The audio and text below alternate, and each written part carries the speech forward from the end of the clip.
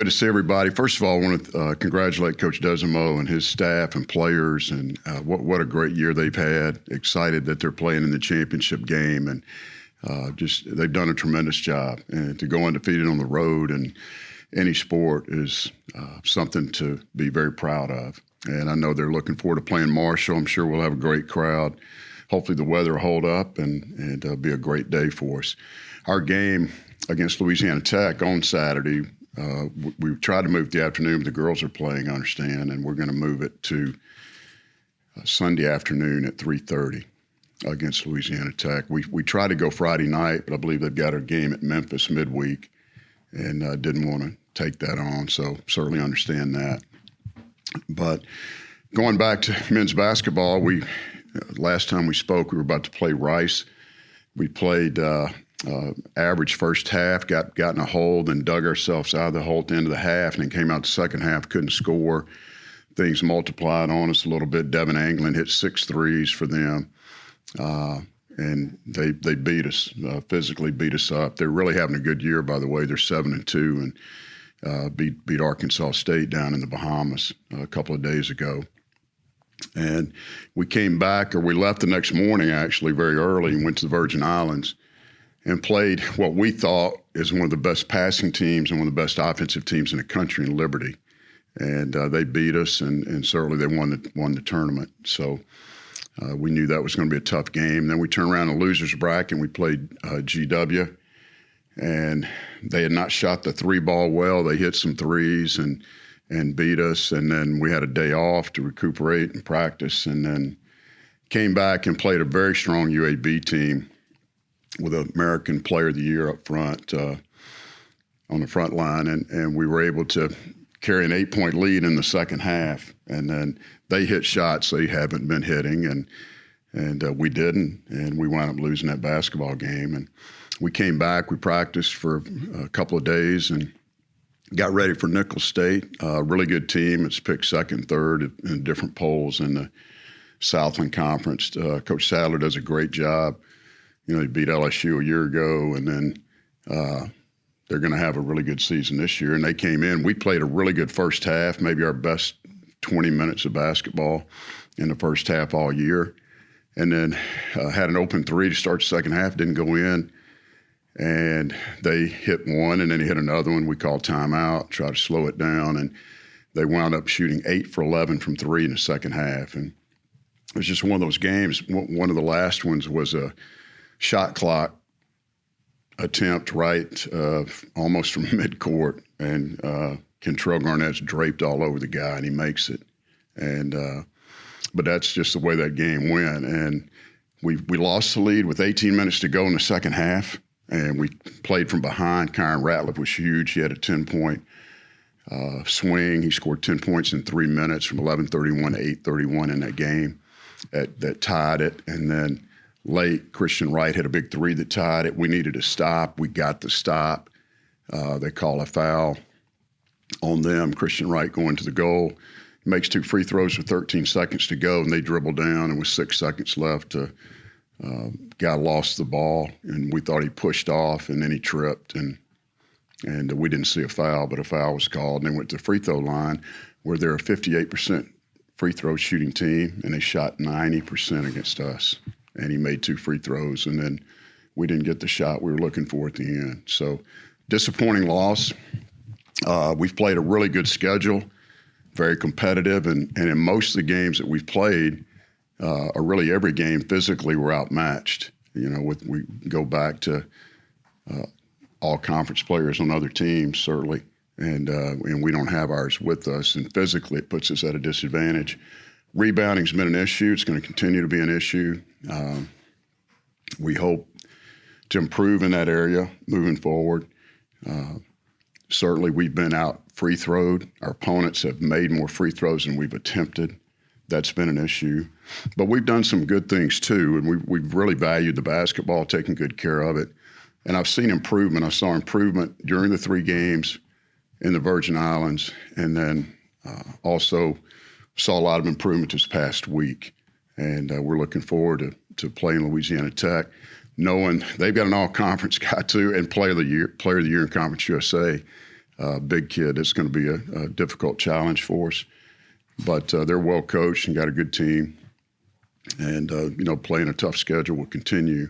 But we're looking forward to that. We're looking forward to getting better this week in practice, wrapping up school and getting ready for exams next week. And just continue to play hard. The guys are trying really hard. We have a small margin of error with this group, and it's showing playing good teams. And we've got to start making some shots on our end, continue to improve.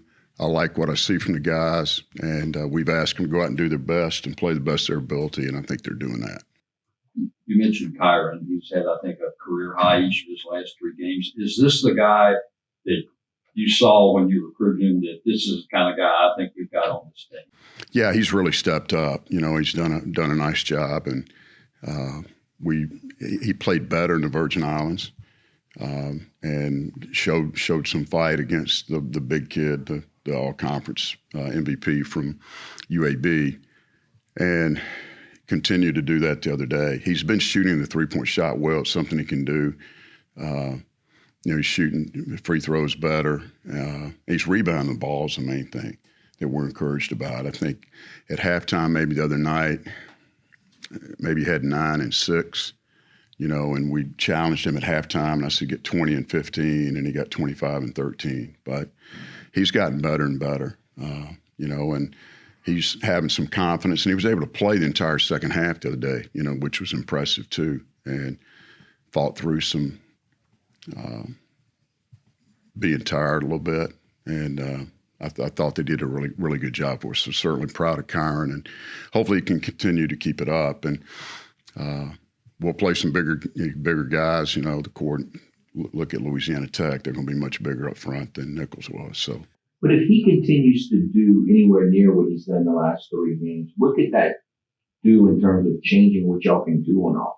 Well, we certainly need it. I mean, we have trouble scoring at times, and he's a guy that can shoot the ball. He's always made a 3, as I said.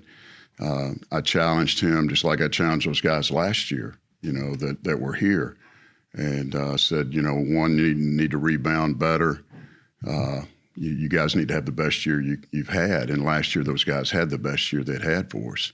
And now Kyron's in that same boat, 3rd year, sophomore, time to step up and really take it on. And he's done that. He's been more aggressive. And he guarded without fouling the other night, too, and blocked some shots, which is encouraging because he's gotten a little bit of foul trouble earlier. Are he and maybe all other guys still sort of adapting to a different style without having that true down-low post man?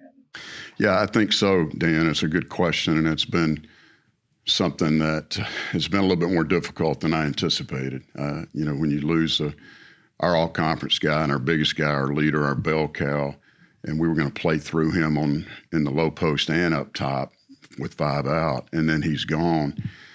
And we were adjusting going along, and then we get ready to start playing games, and we lose Brandon Hardy.